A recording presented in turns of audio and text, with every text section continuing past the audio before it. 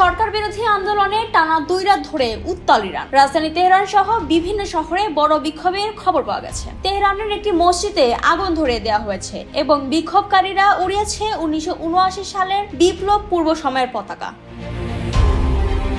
যুক্তরাষ্ট্রের সংবাদ মাধ্যম নিউ ইয়র্ক টাইমসকে লাদান নামে 60 বছরের এক নারী জানিয়েছেন তিনি টানা 2 রাত রাস্তায় ছিলেন। সাদাতাবাদ এলাকার এই নারী বলেন তার চোখের সামনেই বিক্ষোভকারীরা একটি মসজিদে আগুন দিয়ে দেয়।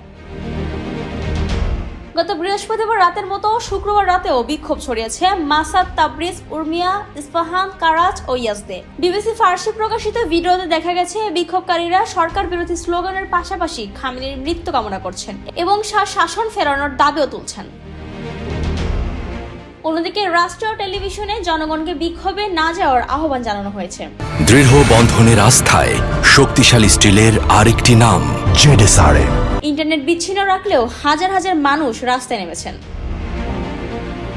তেহরানের প্রকৌশলী আমির রেজা জানিয়েছেন তিনি গুলি ও সাউন্ড বোমার শব্দ শুনেছেন। সিভিল পোশাকে মিলিশিয়া আকাশের দিকে গুলি চালানো শুরু করলে তিনি বাড়ি ফিরে যান।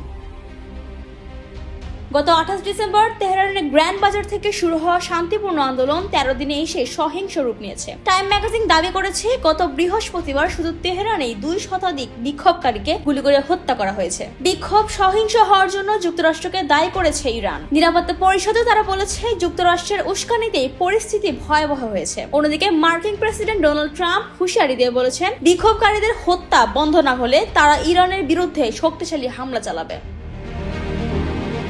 ডেস্ক রিপোর্ট, জয় দিন।